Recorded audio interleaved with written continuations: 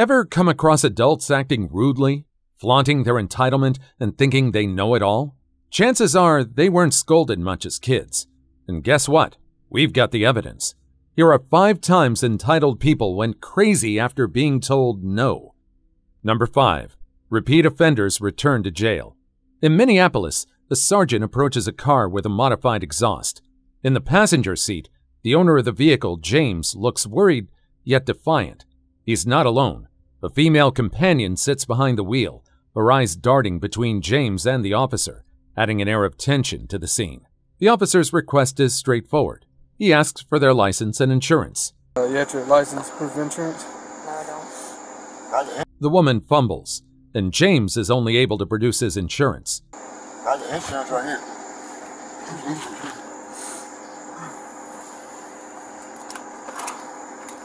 His license is missing, an absence that seems to carry more weight than just a forgotten wallet. The officer calmly instructs the woman to exit the vehicle, and she complies willingly. She goes on to reveal that she hasn't been able to afford to reinstate her license after a DUI conviction 13 years ago. I found out it was going to cost me $2,000 to get my license back. Good Lord, what'd you do? I ain't never seen nobody. I got a DUI 13 years ago. Wait a minute. Has she been driving without a valid license for the entire 13-year span?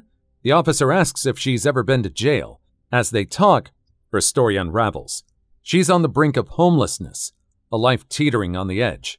A DUI from 13 years ago haunts her like a ghost from the past, demanding a hefty toll for his license's return. The Walton County Jail? Yes, more than I want to, but it's been quite a while. I avoid it. The cost? $2,000. A mountain of money for someone staring down the barrel of poverty. The officer then proceeds to inquire if she's carrying any prohibited items on her person, a question to which she initially responds with denial. However, amidst the tension, she admits to feeling a profound sense of fear. On me, I swear to God, I put that on my daddy's grave and my kids' lives, but I'm telling you right now, The conversation shifts, revealing more of James's world. Something doesn't add up. James's real name is questioned, and after a dance around the truth, he admits he's Jeremy Cooper. His identity, like his life, is a patchwork of half-truths and survival tactics. Whatever your real name is. I'm Jeremy. Your name's Jeremy? Yeah, man, he's my brother, you know. Okay. I knew immediately. I was trying to keep him go to jail. The police question him further and learn that he was previously charged with a felony. Jeremy Cooper? Yeah, I got one. What's your date of I birth? got one for DOP. That's it? Felony or misdemeanor? Felony. So, Maybe y'all can help work with me. I can work with y'all. Jeremy's story is a tapestry of hardship. He speaks of trying to get his life back on track, of attempts to find work, of a world that seems to have turned its back on him, but the law is unmoved by tales of woe. Jeremy has a warrant, a fact that seals his fate. Caught up in this situation, Jeremy's companion strongly maintains her innocence. She's resolute, her voice a blend of fear and defiance. I have something on me. I don't. Look, I'll squat and cough right here. Okay, I have nothing on me. And there's nothing in that car? Unfortunately, the officers discover something illicit in the car, something that shouldn't be there. There it is. God damn, I knew we'd find it somewhere. She's under arrest. She ends up getting arrested, her protests ringing through the chilly Minneapolis air. That's not my stuff. All right. I swear. You've had your chance. When the officers turn to Jeremy, he too denies any involvement with illegal substances. I ain't taking riding for nothing. On your feet. Right now. It's not my tell you right now. I ain't taking riding for that. The discovery is a turning point, the moment when denial meets the harsh light of reality. Jeremy and his companion are adamant. The items aren't theirs, but the evidence is compelling, a silent witness to the choices made and paths taken. The woman's situation is undeniably tough. She's caught up in circumstances beyond her control, her destiny intertwined with Jeremy's. When reminded about the importance of having a valid driver's license, she acknowledges it, but stresses that she's just trying to survive and care for her kids. But I mean, I have to survive and keep. That's it. and I have to take care of my kids. The dispute over the illegal substance becomes a tense back and forth. Jeremy points the finger at his female companion, denying any responsibility. That is not mine. That doesn't belong to me. Words. That doesn't belong to me. And I know it wasn't in my purse either. She, in turn, firmly denies ownership and even suggests it might belong to Jeremy's father. It was not in my purse. I don't own that. Please don't take me to jail for something that's really not mine. In this mix of fear and frustration, the truth remains elusive. Desperation fills her pleas as she tries to avoid a fate she believes she doesn't deserve. Take me to jail for something that's really not mine. Sadly, the officer finds another substance in her purse, and she reluctantly confesses to having it. This was in your purse. That was mine. It was given to me. You know what it is? I already know what it is. I'm not sure what it is. She's teetering on the brink of being taken to jail for something she insists isn't hers. Her pleas blend frustration and desperation, a last-ditch effort to convince the officers. Seriously gonna charge me with something that ain't mine? Yeah, well, you've lied the whole time. Well, this No, is... I didn't. I'm this the is one that yours. fucking told you the person. I didn't want it. But the law is blind to pleas. The officers prepare to take her in, warning her of the jail's body scan procedure. When you get in there, then we'll get you on the body scan. Anything in there is introduction to contraband. I don't have nothing on me, okay? Come on. Really? It's a final reminder of the reality she's about to face, a world where excuses and denials hold no sway. The officers are unmoved. Their duty is clear, and their path is set by the law. Jeremy's lack of a license and his multiple suspensions are indisputable facts. The discovery of illegal substances only adds to the weight of evidence against him. The scene wraps up with a female companion being escorted away, her protest still echoing in the background. It's a moment that captures the essence of entitlement meeting the immovable object of the law. In this world, no is not just a word, it's a boundary, a line that once crossed brings consequences that can't be undone. Number 4. Backflip or sobriety test. A police officer conducts a traffic stop after clocking a woman speeding in a 35-mile-per-hour zone. I think so. Why are we speeding? I'm doing 45, and you're coming up on me like I'm standing still in a 35-mile-an-hour zone. The woman, visibly upset, denies any alcohol consumption. She's grappling with a slew of personal issues, claiming her recent breakup has left her in a state of emotional turmoil. Have we had anything to drink today? No. No. Our ex just left us. He's actually like en route. Huh? Our ex. The officer, maintaining his composure, asks for her ID. She's not straightforward about it. Instead, she offers different forms of identification and suggests calling various people. She even names someone, Diane Quinn, but the officer isn't interested in phone calls. I'm calling Diane Quinn. Actually, I don't care who you're calling. Come on.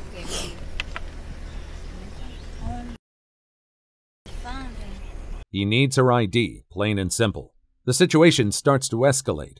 The woman is on her phone, and the officer warns her not to use it. He's firm but fair, telling her he'll have to remove her from the car if she doesn't comply. Don't touch my phone. I'm gonna yank it out, and I'm gonna yank you out if you don't come out on your own. Just don't give me touch my shit. Let's go. Record him. She's defiant, insisting she's fine, and just wants to smoke a cigarette. The officer urges her to comply and put the cigarette down. I'm not refusing anything. No, I want to smoke a cigarette. I'm fine. I'm actually All right, put the cigarette down. Can I please? No, put the cigarette down. Come on. Now outside the car, she talks about her boyfriend who jumped out of the car earlier, her nursing school. My boyfriend actually jumped out of the car about 20 miles back. So if I'm a little bit upset and I'm also in school for nursing. Supporting a child, and her ex taking her kids to Chicago. A child at the time. And my ex took 3 of my kids to Chicago. 411302 Florida deal. Good for you. It's a lot to unpack, but the officer listens but remains focused on the task at hand. The cop checks her driver's license and picks up on her slurred speech. Talking to you inside the car, you got slurred speech. I don't have slurred speech. You have to understand Okay. everything that I've been through, and He's thinking she might be under the influence, But the woman? She's having none of it. She denies any slurred speech and clearly isn't thrilled with the situation. When the officer suggests a field sobriety test, she shoots it down. In fact, she throws in a bit of humor, offering to do a backflip instead. Do me a favor, go ahead and put your hands at your sides. Do you want me to do a backflip? I'll do that for you. Alright, so with your eyes and eyes only, what you can do is you're going to keep an eye on this blue light. Alright? And she blames her less than stellar eye test performance on her prescription contact lenses. So how much have we had to drink tonight? Nothing. Nothing? Actually, I have my prescription with my contacts if you want Good. to go check it out. The woman claims she's coming from her aunt's house in Key West. The officer, still suspecting she's under the influence of alcohol, asks her to participate in more sobriety exercises. The woman keeps using her issues with her ex-boyfriend as an excuse for her behavior. You have to understand, okay, my well, good. boyfriend I don't care about your boyfriend right now. It doesn't matter. Based on your because you're not slurred listening speech, to I'm anything. thinking You you're think under I'm the fighting with you. influence I of don't wanna alcohol. fight with you. Good. I think you're under the influence. She initially refuses. I want to participate in field sobriety exercises. No, I don't have to. Sorry, Chicago Tommy. Questioning the officer's priorities and suggesting he should focus on more serious crimes. How much have we had to drink tonight? Nothing. Oh. Do you want to take care of people that are robbing people? Pair of people that are driving drunk on my roads. The officer keeps attempting to conduct a field sobriety test, but she keeps evading it, and even brags that she can outperform him in a sobriety test he can't pass. And do handstands. I don't care about your handstands. Do you want to do field sobriety exercises? Yes I or can no? do a field sobriety that you can't even pass. Okay, so do you want to do... He persistently asks her questions and proposes the sobriety test again, but she decides to show off her skills with a backflip instead. Do you want me to do back bend? I'm sorry, if someone's drunk, can they do that? Probably not, right? So, yes. When he asks once more, she tells him she's calling her grandma and reassures the officer that help is on the way. The officer... Yes or no? Call my grandpa right now. So yes or no? Please. Thank you. Noticing her slurred speech and erratic behavior, grows more convinced that she's under the influence of alcohol. All right, Aaron, so just based off your coming up on me, you know, like I was standing still, your slurred speech, I believe you're under the influence of alcohol. In a final attempt, the officer persuades her to do the sobriety tests, but she does them with a sassy attitude, making up her own rules and becoming increasingly uncooperative. Stand.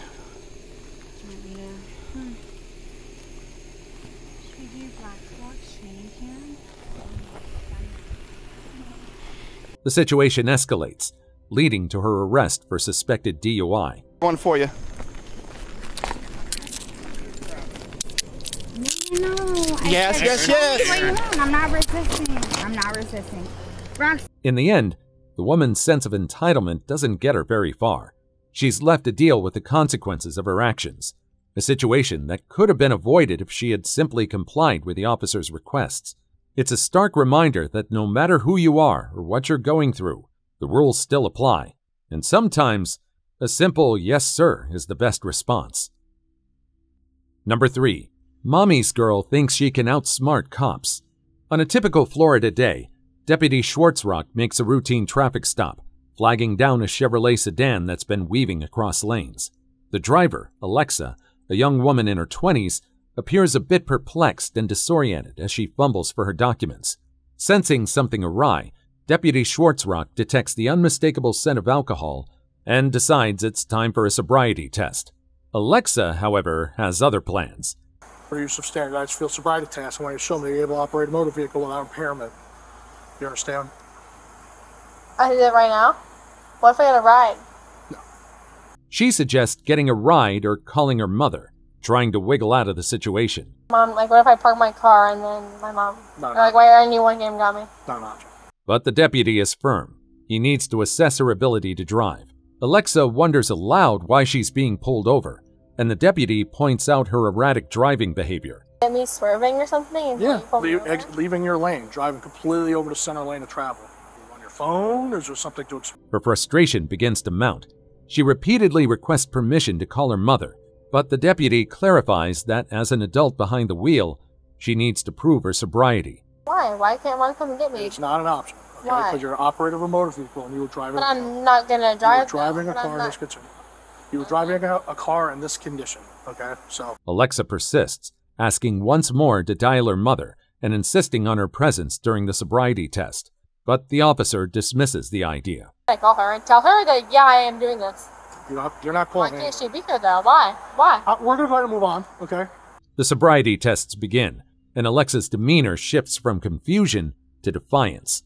She's still upset that she was not allowed to call her mom. DUI investigation, and I want to make sure that you're safe to drive home. understand, And I don't need your mom here. Okay? You're an adult, okay? But that is not an option right now. But I still am 20 years old though, and it still matters. The deputy reiterates that having her mom present is not an option and is completely unnecessary. That it's not an option. I'm not calling your mother. If he wants to call your mom, that's fine. But if she shows up here, I'm going to do the same thing I just told her to do. Stay away from us, okay? Because she is not a part of this. She follows the deputy's pen with her eyes, but her movements are hesitant, her focus wavering. They do, like, they have power over, like, others. It's not. Okay. Would you like to continue? I'm just saying. I'm not saying you. I'm just saying, like, there's my cops too, like. Following the eye test, she inquires if she passed, Pass, right? Pass? Okay. No, Next one? we're going to continue, okay? Okay, we'll continue. but the deputy insists she must complete all the sobriety exercises. She engages in a back and forth, her voice laden with disbelief and frustration as she continues to press for permission to call her mother. No. Why? Why? I've told you numerous times you're not calling. Why? Why though? You're an adult. Why? You're an adult, and she is not going to be present for this. Okay? The deputy proceeds to instruct her to walk in a straight line, but since they're inside the gas station, he suggests moving to a different spot where she can follow an appropriate line for the test. There. Well, what's the normal line that it's supposed to be on though? Well, we work with what we're given, okay? And we're in a business. Work what you're given. Work what you're given. I pulled you over in a gas station. There's Alexa questions this change and starts to resist the officer's instructions. So, it's not safe. that's a standard line though.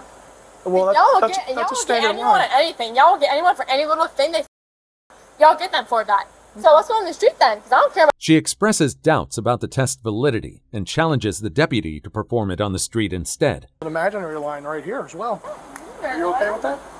Okay. Well, no, actually, we can do imaginary line because then you're gonna no, we can't do that. I'm gonna have you stand where you were No, standing. we can't do that. However, for safety reasons, performing the test on the street is not an option. So the deputy persuades Alexa to walk on imaginary lines in the current location. We could use an imaginary line right here as well. Are you okay with that? Okay. Well, no, actually, we can do imaginary line because then you're gonna no, we can't do that. I'm gonna have you stand where you were No, standing. we can't do that. It's not a line. She argues that walking only on imaginary lines will lead to her arrest, citing previous experiences. On the street. But if I on that line, you can't take me to jail. I'm not dumb. I've been through this. I've been through this, dumbass. Would you like to continue or like to move on to another? Alexa ridicules the idea of imaginary lines and suggests it would be easier to conduct the test on the street. Show me. Line is a line Okay, show about me. the width of your foot. Okay. Well, I'm gonna have you stand, but I'm not gonna abbreviate this. Okay. I'm slow, so I don't really understand. Like, Okay. The deputy holds his ground and provides clear instructions on how Alexa should perform the walk test. However, she remains hesitant and continues to question the deputy's guidance. I offered you an imaginary line, yellow line over there, and yellow line over here. She gets twisted with pops, though. She gets twisted with like anything. Then, the deputy asks her to do the finger-to-nose test, but Alexa resists, claiming it's not a DUI sobriety test, as if she knows better than the officer. I just know why am I doing this? It's not a DUI thing. When I say right, No, you do the same thing. I You take just the right know. tip of your finger, I touch just the know. tip of your nose, Please, and bring it please. back down your side without being instructed. This isn't a DUI thing, so I can It just is. know why. I assure you it is. She argues that she has never been asked to perform this specific exercise during her previous DUI charge, questioning its relevance. Never did this with my DUI though, so how is that a thing? It is a thing. It's part of standardized field sobriety tasks. Okay, I'm asking you to participate. Okay. The real question here, Alexa, is why you're going through another DUI investigation when you've been down this road before. Shouldn't you have learned your lesson by now? As the tests go in, Alexa's mom shows up, making things even more complicated. If you ask another question, it's going to be obstruction. Don't. Okay. Don't. No. Would you like me to explain and demonstrate again? The deputy does his best to handle it, but Alexa just won't let up, claiming the deputy is making up these sobriety tests. I'm not making anything up. Are you sure? Yes. Okay. Because cops make things up, though. Okay. Not being me like the cops. They They make shit up and twitching in their brain. When it's time for the finger-to-nose test, she really struggles, failing to touch her nose each time. Right. And left. The deputy, convinced by Alexa's poor performance in the sobriety test, decides it's time to place her under arrest. You are going to be placed under arrest for DUI. Place your hands behind your back. No, I'm not. Do not resist me, okay? Place your hands behind your back. Mind you, all different. Mom. Pulling away, stop. She resists, her body tensing and her voice rising in protest.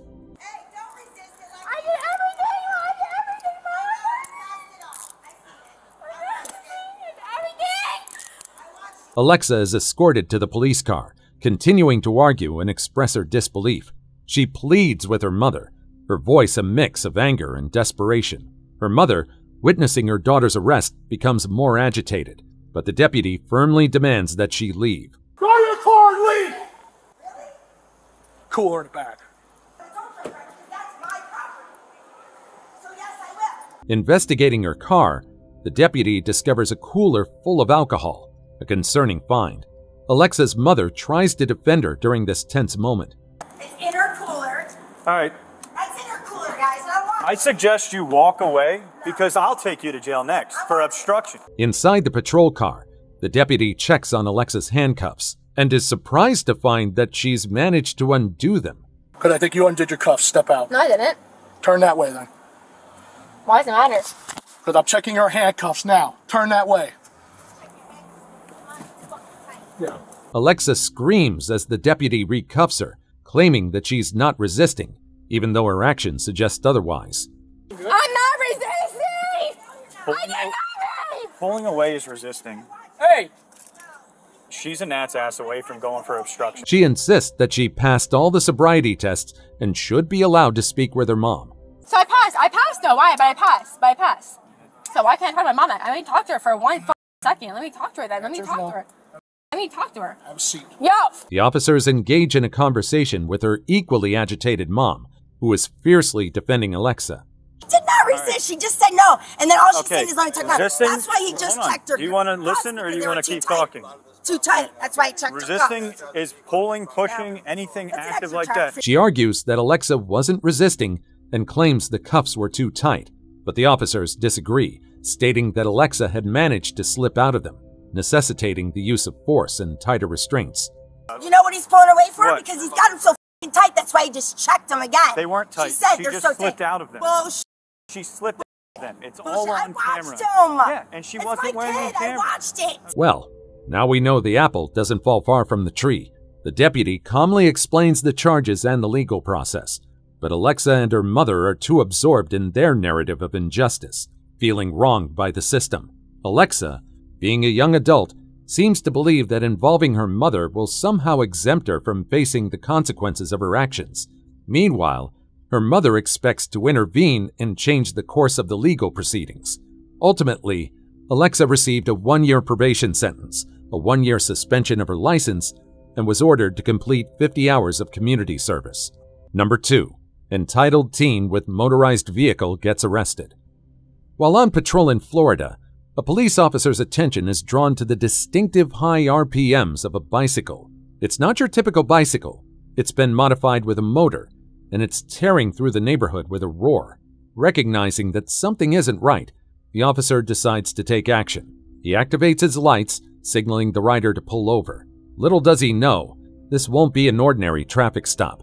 The rider, a teen with a sense of defiance, claims he's been riding his motorized bicycle for a long time, evading the law's grasp. Today, however, his streak of luck runs out. The officer approaches, asking for his driver's license. The boy, taken aback, questions the need for it. After all, he's just riding a bicycle, right? Wrong. Or what? Because you're riding a motorized bicycle on the roadways and you can't do that. Do you have your driver's license? The officer explains that any motorized vehicle requires a license to operate on the road. I've been doing this for a long time, man. Ain't nobody caught me up. Okay, I understand. Well, I'm telling you right now that you can't ride anything with a motor unless you have a license, okay? This isn't a registered motor vehicle, correct? The teen's makeshift license plate, a creative attempt at legality, holds no water here.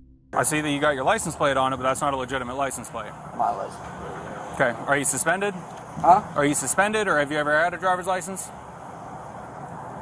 The conversation reveals more than just a lack of understanding of traffic laws.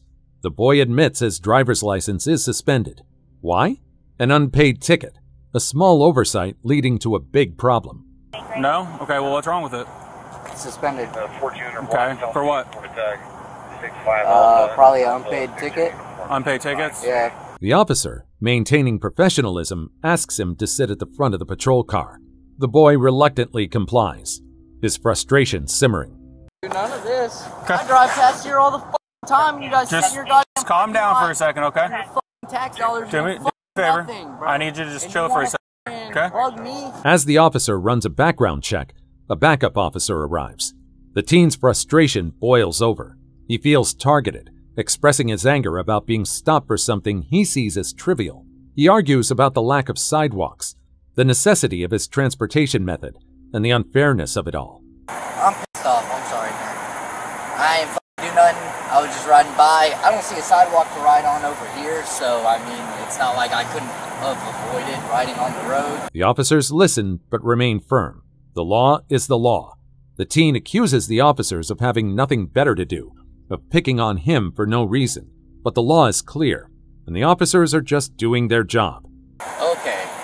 Y'all ain't got nothing better to do. Tell me how you really feel. That's exactly how I feel, bro. Alright, come over here. I'm going to explain this to you, okay? The tension builds, and the officer hands him a citation for driving on a suspended license. Alright, come over here. I'm going to explain this to you, okay? You're going to get a citation today for driving on a suspended license. You can suck it, bro. Okay, are you going to sign the ticket? No. But he refuses to sign the ticket, like a stubborn thread unraveling from the fabric of common sense. The officer, with no other recourse, drops the bomb. He's under arrest. Okay, turn around, put your hands behind your back. You're under arrest. Hey, bro. Leave your... Don't do anything stupid. Why are you driving me up, bro? The boy faces contorts with disbelief and anger as the officers break down his charges and why he's about to experience the inside of a jail cell. Yep, you got to sign a criminal citation. You're going to go to jail for driving on a suspended license and refusal to sign a criminal citation. Okay, come over to the back of my car. Let's go. It's like watching a movie where the hero makes all the wrong choices. Even as they slap the cuffs on and escort him away, this teenage rebel's spirit refuses to be tamed. Really? Oh, I'm a big criminal, bro. Oh my God. Hey, come on. Man. His beloved motorized bicycle, a symbol of his freedom, is unceremoniously towed away. With these, I mean, we would normally just tow them like anything else. Do we still tow these or what? I would tow it. Yeah. It's a motor vehicle. He ultimately ends up behind bars, facing charges of driving with a suspended or revoked license, resisting an officer without violence, and flat out refusing to sign that citation. Well, if he hadn't acted all high and mighty, maybe he wouldn't be in this mess. But you could tell he was having a rough day, the way he was mouthing off to the officers, full of rudeness and attitude. You know, in situations like this, it's probably best just to surrender and follow the rules. Number 1. Intoxicated woman is too drunk to identify her phone. On a somber September day, Christina finds herself in a whirlwind of emotions. Mourning her grandmother's passing, she visits the cemetery to pay her respects. My grandma died. I'm sorry. That's what happened. Today? Today. I'm so sorry. And I was going to the special cemetery. But fate has other plans. A car accident occurs, and Christina is at the epicenter. The other driver, too close for comfort, collides with her car. What happened here? How did this occur? How did the accident? Because she was too close to my end. Emotions run high as Christina grapples with grief and the shock of the accident. The arrival of the police adds another layer to the unfolding drama. Christina, overwhelmed, struggles to comply with the officer's requests. What do you need right now? Okay, like, seriously, what do you need So I right need your now? driver's license. Okay. So I need your driver's license. They need her driver's license and insurance, which is standard procedure in any accident. But Christina's mind is elsewhere. That's your registration. Okay. I don't need that. I need your driver's license. The officer's request seemed trivial in comparison to her loss. When asked if she's had anything to drink, her response is a firm denial. But it's clear she's not sober. How much did you have to drink today? I didn't have anything. As the officers persist, Christina's frustration mounts. She feels misunderstood, her grief unacknowledged. Today? They were going to the migrant today? Yes. And that's why I'm so upset. So you can talk to my parents. She clutches a hand wipe, mistaking it for her license in her distraught state. That's not your driver's license either, man. Oh, my driver's license. Yep. So how much did you drink today? None. The officers, concerned by her behavior, suspect she might be under the influence. Once more, she firmly denies having consumed any alcohol, and even insists that she's equipped with breathalyzers in her car. I did not. I have 2 different breathalyzer things in my car. The officers then request her phone number, but instead of reaching for her phone, she grabs a wet wipe and places it against her ear, mistakenly thinking it's her phone. Yeah, and I'm gonna talk to my in private. That's not a phone. This mix-up leads to an awkward moment, and Christina takes offense at the officer's comment. Don't ever remain me as a dumb. I'm not. Yeah, you did. You said, Christina, I'm trying to. In a somewhat comical twist, she continues to use the wet wipe as if it were a phone, pretending to make a call. Okay. I can have my own. No, not at this time. Amid the tension, this odd exchange stands out as a moment of unintentional humor. In a somewhat confrontational tone, Christina issues a veiled threat by mentioning her brother-in-law's affiliation with law enforcement. Guess what my brother-in-law is? A lot ahead above you. It's good. Yeah. The officers, concerned by her erratic behavior, ask Christina to exit the vehicle and inquire about any medication she might be taking. The way you're speaking and the way you're acting, you're holding up a hand wipe as a phone. Alright, and you're telling me that you were trying to turn in here, but you went straight across this way and slammed into her. Undeterred, she maintains her stance, denying any consumption of alcohol or substances. Okay, what'd you take today? I didn't take anything today, officer. The tension in the air continues to rise as the interaction unfolds. When the officers propose a field sobriety test, Christina meets their suggestion with defiance. And I can't wait for my dad to pull you over. Perfect. So say at the tip of my pen, okay?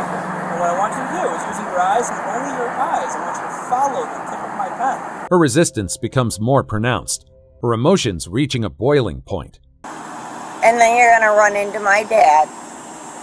And he's gonna tell you to go. Christina, can you do this for me? I've done it! As they proceed to the next sobriety test, Christina's protests continue, and she makes a rather unconventional remark, claiming she can't perform a headstand whether she's drunk or not. Oh, you can. What, you want me to stand on my hand with 1, 2 feet? I can't do that regardless. No, luckily we don't have to do any handstands. Hold on a second. Who mentioned anything about a headstand? This is a sobriety test, not a gymnastics routine. Christina's frustration mounts, and she can't shake the feeling of being unfairly targeted. Because of my back problems. I have curvular back. So you're saying you physically cannot do this? To her, it seems like the officers are indifferent to her pain and loss. And you're holding me up from my grandma's funeral. Can you physically do this, yes or no? As she attempts to perform the walk test, Christina faces difficulties and repeatedly requests her attorney. You know what? I want my attorney. Okay, stop. Present. Stop. I want. Stop. No, you right, do turn not around. touch Christina, me. turn around. Put your hands behind your back. You do not touch. Turn around. The situation takes a rapid turn, resulting in Christina's arrest for DUI, a charge she denies. Turn around. All right, you're under arrest for DUI. No, I'm not. She adamantly maintains her sobriety, insisting that she hadn't consumed a drop of alcohol, and that her actions were simply driven by grief over her grandmother's passing. Nothing more. The officers turned their attention to the victim of the car crash, listening to her side of the story. Yeah, well, I back further, just enough so I can see traffic. So Sure. I was probably back more. Looking to make a left turn? Correct. I had my Okay. traction on. Okay. And she just like looked at me and floored it. The woman also points out the extensive damage to her car. And then she just kept on going back and forth and went real fast back. Finally unlodged yourself? And then she drove here. Back at the police station, Christina's emotional turmoil persists. So now you're gonna talk to your sergeant all nicey nice Christina. when you've been in. She insists on having her phone to call her father. I want to talk to my father first. How about that? Well, it doesn't work that way. Believing he can resolve the situation. I want to talk to my father. I understand that. And he'll tell you will absolutely be able to go yourself. However, the officers remain resolute, following protocol without wavering, despite Christina's pleas. The officers make an effort to calmly explain the situation to Christina, but she pretends not to hear. If you refuse to take any of these tests, okay, your license is going to be suspended for 12 months. They proceed to read Christina her rights, but she responds with the same defiance. Blah, blah, blah, blah, blah, blah. No, blah, blah, blah, blah, blah, blah, blah. Suddenly, out of nowhere, she requests her expensive purse. Can I have my expensive purse back? And then you're gonna say that I'm Christina, you have to wear the cuff. I made it loose. And did you catch that? She effortlessly slipped out of her handcuffs like they were nothing but bracelets. Do you see my cuffs that are off and now on me? As Christina's behavior becomes even more intense, she demands to have her phone back. Give me my phone now! Christina, you just sit down, please. No! Give me my phone now! Her screams and threats continue to escalate. Finally, she's given the chance to call her dad. Dad, I got arrested coming to your mother's funeral, okay? Christina insists that her dad pick her up immediately. They said that I'm under the influence. I'm at the Niles police station. Come and get me now. It's becoming increasingly challenging to believe that her behavior is solely due to being under the influence. You'd expect her to speak calmly to her dad, considering she's asking for a favor in less than ideal circumstances. But her lack of respect in the conversation is quite apparent. I don't care. Come get my... In the end, Christina is left to grapple with her grief and face the consequences of the accident all by herself. She's been charged with DUI alcohol, failing to reduce speed to avoid an accident, and improper lane usage. It turns out her brother-in-law and father didn't come to her rescue after all. And there you have it, the end of our list. Hold on a sec, folks. I'm still chuckling about the wet wipe Christina mistook for her phone. Seriously, how many shots did she knock back before hitting the road? Judging by her antics, it's like she emptied a whole distillery. Is it just me? Or did these cases have you in stitches too? I don't know about you, but my sides are hurting from all the laughter. Which one had you laughing the hardest? Share your thoughts in the comments. Also, check out our other stuff showing up on the screen right now, and I'll see you in the next video. See you next time.